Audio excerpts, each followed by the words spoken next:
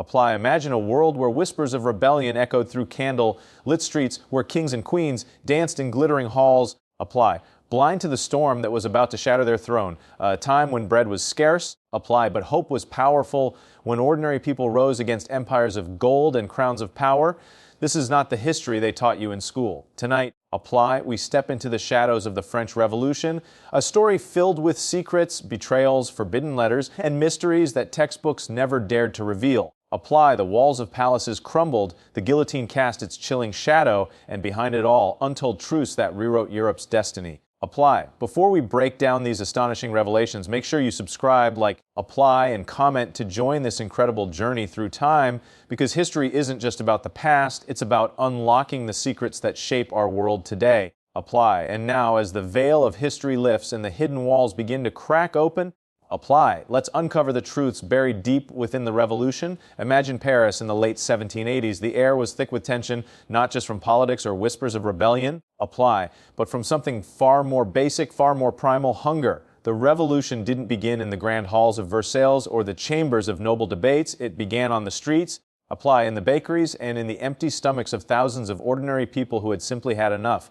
For years, harvests had failed across France. Apply. Cold winters and poor farming methods left fields barren, while the price of grain skyrocketed. Bread, the simple staple that fed the nation, became a luxury item. Apply. Families would line up for hours outside bakeries, clutching their last coins, praying for a loaf.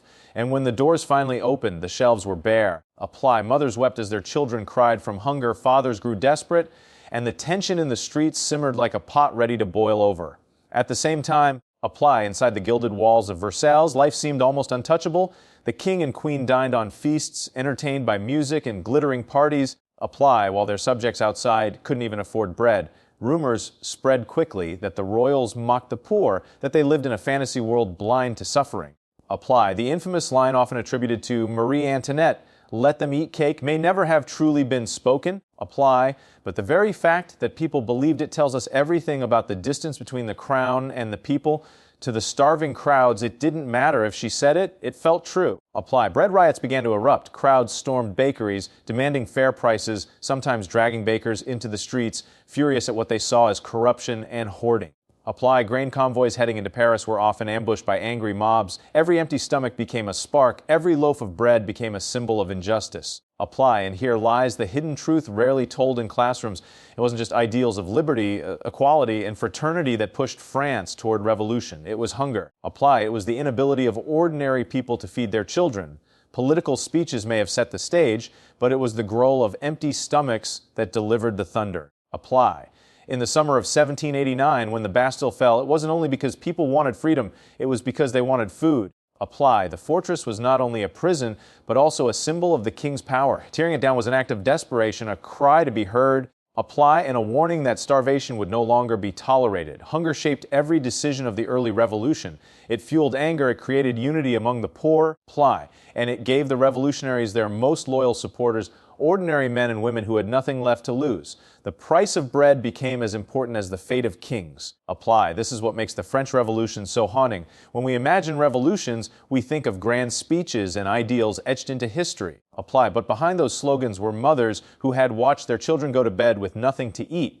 Behind the storming of palaces were workers who had stood in line at a bakery. Apply. Day after day, only to walk away empty-handed. It wasn't just a battle over politics, it was a battle for survival. And so, apply. The revolution began not with the clash of armies, but with the rumble of hunger. It began in the quiet despair of kitchens with no bread, in the angry chants outside bakeries. Apply. In the broken promises of a monarchy that had turned its back on its people. The revolution's fire was lit by the simplest, most powerful demand of all: the right to eat.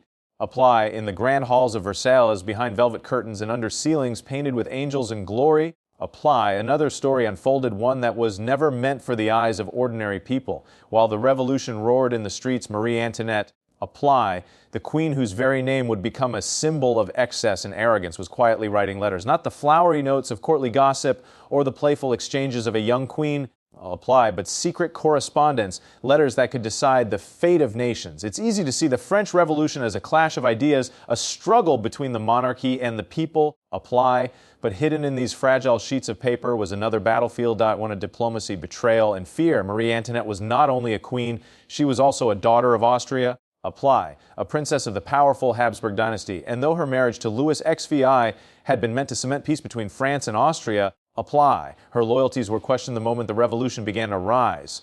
Whispers spread that she was a foreigner at heart, that she would betray France to save her Austrian bloodline. Apply. The truth concealed in her secret letters is more haunting than the rumors. With her throne trembling, her children in danger.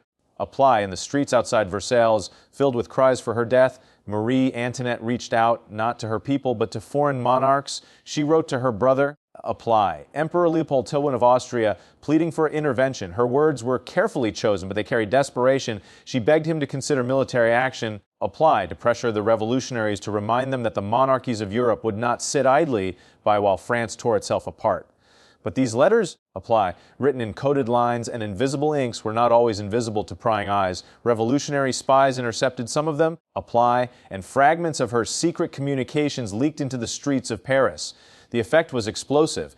To the starving and angry crowds, this was proof that their queen was a traitor. Apply that while they starved for bread, she plotted with foreign kings to crush their struggle. Imagine the fury of those who read these revelations. A queen, apply, living in luxury while her people lined up at empty bakeries, secretly writing to foreign powers asking for armies to march against her own citizens.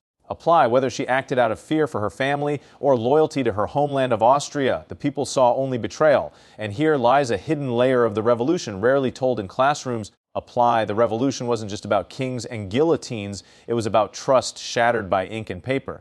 A queen who might have stood as a symbol of unity became, apply, in the minds of the people, the very embodiment of treason. Her letters painted her as a foreign enemy in her own palace. Apply. The secrecy of these correspondences created an aura of mystery and danger.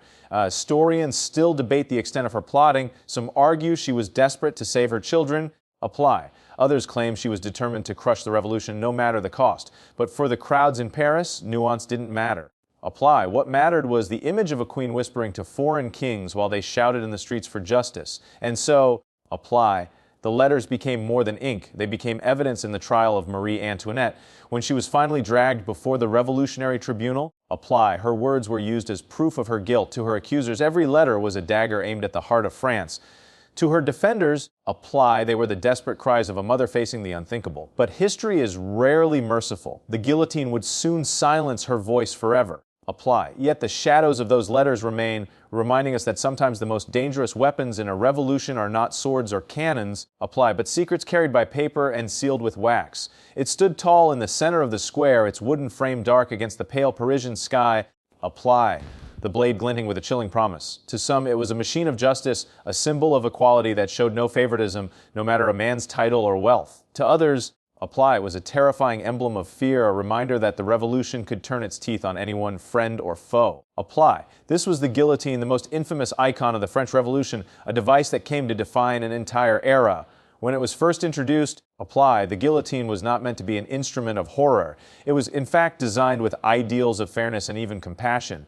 Before its invention, apply, executions in France varied wildly. Nobles might be beheaded with a sword, the wealthy could sometimes buy mercy, and commoners faced brutal deaths by hanging or worse. Apply, the guillotine was meant to strip away this inequality. Every man and woman, no matter their rank, would face the same swift, supposedly painless justice. A single blade, a single motion, apply, an end free from the agonies of older methods. The revolutionaries saw this as progress, as a step toward a more just and equal society. Apply. But the guillotine soon took on a life far greater than its mechanics. Crowds gathered daily in Paris, not out of fear alone, but out of fascination. The square became a theater, apply.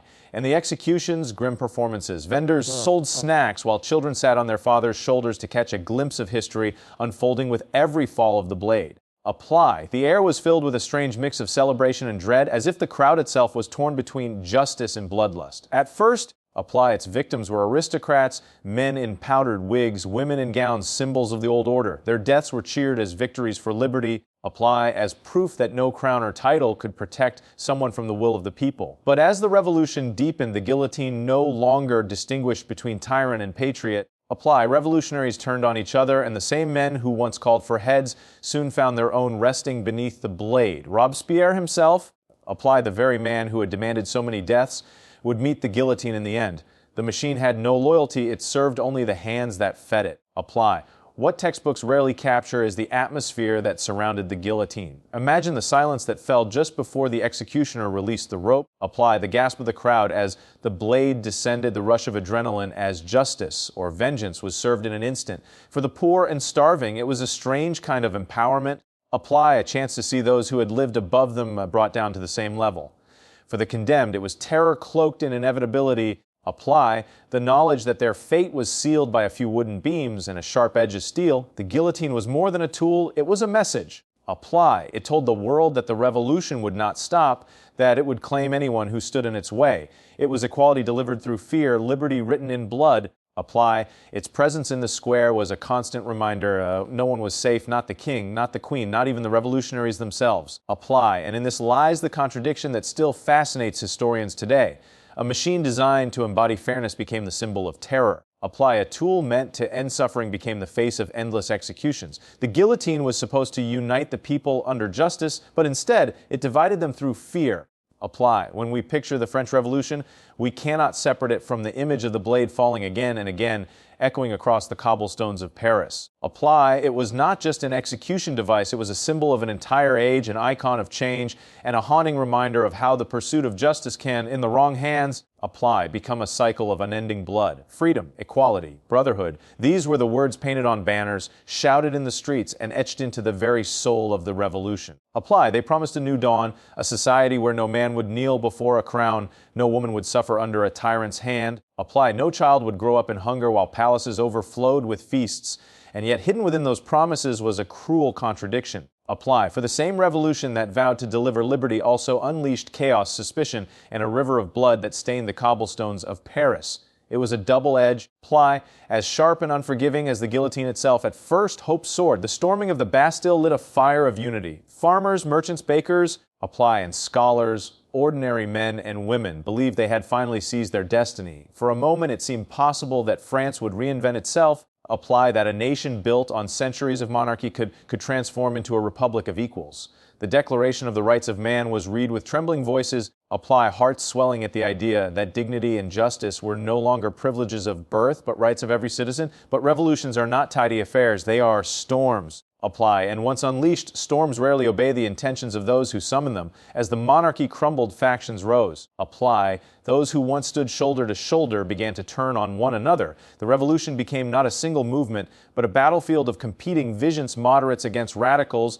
Apply. Reformers against zealots. Each side believed it carried the true flame of liberty, and each was willing to silence the other to protect it. The streets of Paris, apply, once alive with chants of unity, echoed now with suspicion. Neighbors whispered against neighbors. Families divided. Apply. To question the direction of the revolution was to invite accusations of treason, and in an age where justice was decided not by calm debate but by the swift fall of the guillotine, apply, an accusation could mean death. Freedom, promised so loudly, began to feel like a fragile illusion. The reign of terror became the revolution's darkest chapter. Apply. Robespierre and the Jacobins declared that, in order to preserve liberty, they must destroy its enemies. And so the blade fell again and again. Apply not only on nobles and monarchs, but on former allies, journalists, priests, and even ordinary citizens whose only crime was a careless word or a suspected doubt. Apply. The revolution that had promised to lift up the people began to devour them instead. And yet, amid the chaos, progress was undeniable. The feudal order was dismantled. Apply. The privileges of the aristocracy were stripped away. Land was redistributed, laws reformed, institutions reshaped. For the first time in centuries, apply. The idea of equality before the law was not just whispered in philosophy, but written into reality. The revolution's double edge cut both ways. It destroyed and it created. Apply. It oppressed and it liberated. What textbooks rarely capture is the emotional weight of living through those years. Imagine being an ordinary Parisian. Apply. Watching your city transform overnight. One week you might cheer as a hated noble loses his head, believing justice has been served. The next you might watch your neighbor, apply, accused of disloyalty, meet the same fate and feel the chill of fear grip your own throat. Apply. To live in revolutionary France was to live in constant tension between the ecstasy of freedom and the terror of uncertainty. Apply. This is the tragedy and brilliance of the French Revolution. It held within it both the dream of a better world and the nightmare of unrestrained power. Its slogans promised a dawn. Apply. But its streets often ran red before the sun could rise. It was a movement that gave birth to the modern idea of democracy, even as it revealed how fragile that dream could be. Apply. A double edge indeed, hope and horror bound together, inseparable, shaping a nation and a continent forever. They came from the shadows of obscurity. Apply. Men who once walked unnoticed through the narrow streets of Paris, men whose names held no weight beyond their small circles. And yet, in the storm of the revolution, apply. These figures rose like thunder, their voices amplified by chaos, their ambitions sharpened by blood and fire. The fall of kings left a void. Apply, and into that void stepped a new kind of ruler, not crowned by birth, but by circumstance, passion, and an iron will. Among them was Maximilian Robespierre, a lawyer of modest means. Apply. Once known for his quiet manner and idealistic speeches, he was not born to command armies or rule nations, yet the revolution carved him into a figure both revered and feared. Apply. To his followers, he was the incorruptible, a man who placed virtue above all, who sought to purge France of corruption and inequality. To his enemies, he was a fanatic. Apply. A zealot who cloaked himself in purity while condemning thousands to death. His rise was a reflection of the revolution itself, hopeful at first, then consumed by terror. Apply, leaving a legacy that even now divides historians. And then there was Georges Danton, larger than life in both voice and presence. Where Robespierre spoke with icy conviction, apply, Danton roared with passion, his words carrying the energy of the streets. He embodied the anger and strength of the common people, and for a time his charisma made him indispensable. Apply, but the revolution was merciless, and soon even Danton's voice was silenced beneath the same blade he had once defended. Apply. Yet perhaps the most extraordinary figure to rise from the turmoil was a young military officer from Corsica. Apply. A man whose ambition reached beyond the revolution itself, Napoleon Bonaparte. When the revolution stripped the old order bare, apply, it also tore down the barriers that had once prevented men of humble origin from advancing. Napoleon seized this opening with ferocity. Brilliant, ruthless, and unyielding. Apply. He turned small victories on the battlefield into stepping stones toward unimaginable power. From obscurity, he climbed to the very heights of Europe. Apply. Shaping not only France, but the destiny of an entire continent. What makes these stories so haunting is how quickly the revolution transformed ordinary men into legends. Apply. In a matter of months, voices that would once have been ignored became the deciding forces of nations. The revolution devoured the monarchy, but it also devoured its own children. Apply, and those who survived its chaos emerged stronger, hardened, and unshakable. Leaders were not chosen in gilded halls anymore. They were forged in fire, tested in blood, apply, and legitimized by the will of the masses. But the rise of these leaders came at a cost. Each victory brought new divisions, each speech drew lines between friend and foe. Apply. Each new law demanded sacrifices. Robespierre demanded virtue so absolute it could only be enforced through fear. Apply. Danton preached passion but was undone by the very movement he had helped ignite. And Napoleon, though he promised to defend the revolution, crowned himself emperor. Apply, creating an empire that carried both the ideals and the betrayals of the cause across Europe.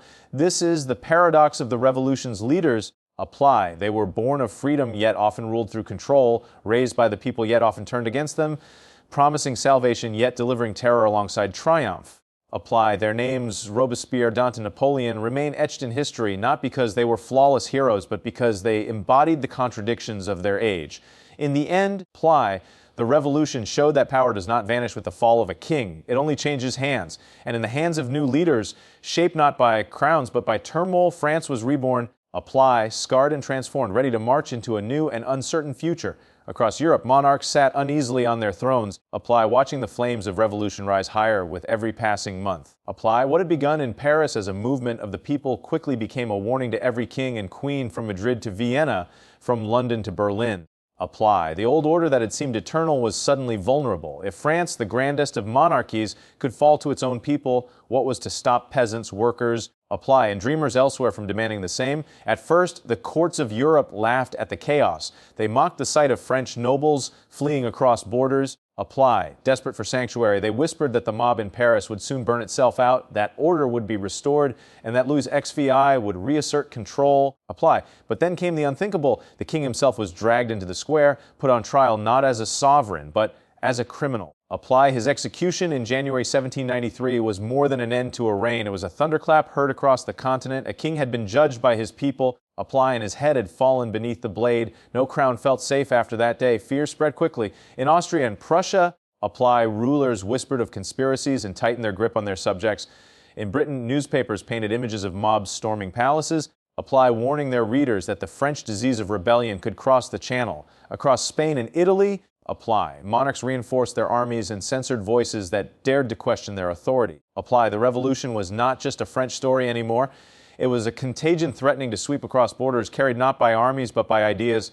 And yet, apply, it was not only fear that moved through Europe. For ordinary people living under the weight of absolute monarchies, the revolution was a spark of hope. Apply, pamphlets crossed borders in secret, tales of liberty whispered in taverns and universities. Apply, young thinkers read the words of the Declaration of the Rights of Man and dreamed of a future where they too might be free. The very terror that frightened kings inspired the people. Apply, creating a tension that would haunt Europe for decades. Soon, fear turned to war. Coalitions of European powers united, determined to crush the revolution before its ideas spread too far. Applied. Armies marched, cannons roared, and France found itself encircled. But the revolution had unleashed something new, a national spirit, a willingness of ordinary men to fight not just for a king, but for the nation itself. Volunteers poured into the French armies, singing of liberty and vengeance. Against all odds, apply, they stood against the might of Europe and time and again refused to bow. It was in this crucible that leaders like Napoleon found their stage, transforming fear into ambition, apply defense into conquest. What had begun as a desperate struggle to survive became an unstoppable wave that reshaped the map of Europe. Thrones toppled, empires crumbled, apply, and the old world shuddered under the weight of change. The revolution's fire spread far beyond Paris. It rattled palaces, stirred villages, apply, and forced kings and queens to look into the mirror of their own mortality. Apply. Europe trembled because the revolution revealed a truth that could never again be buried, that power belonged not only to those born into privilege, apply, but to the people willing to rise against it. And so as the echoes of the guillotine faded and the smoke of battle filled the air, one thing was certain. Apply, the world would never be the same. The revolution had shown both the glory and the terror of human ambition. It had promised freedom, delivered chaos, and reshaped nations. Apply, and though its leaders fell, its message endured, carried on the lips of generations to come. History remembers the French Revolution not only for what it destroyed, apply, but for what it awakened. The people had found their voice, and Europe had heard their cry, a cry that still lingers centuries later, reminding us that once the walls of power crack, apply, they can never truly be rebuilt the same again. And with that, the story of the revolution closes its chapter here, but its echoes still whisper through time. Apply. If you've been moved by these untold secrets, don't forget to subscribe, like, and share your thoughts in the comments below. Apply. The past is never gone. It waits for us to uncover its truths together.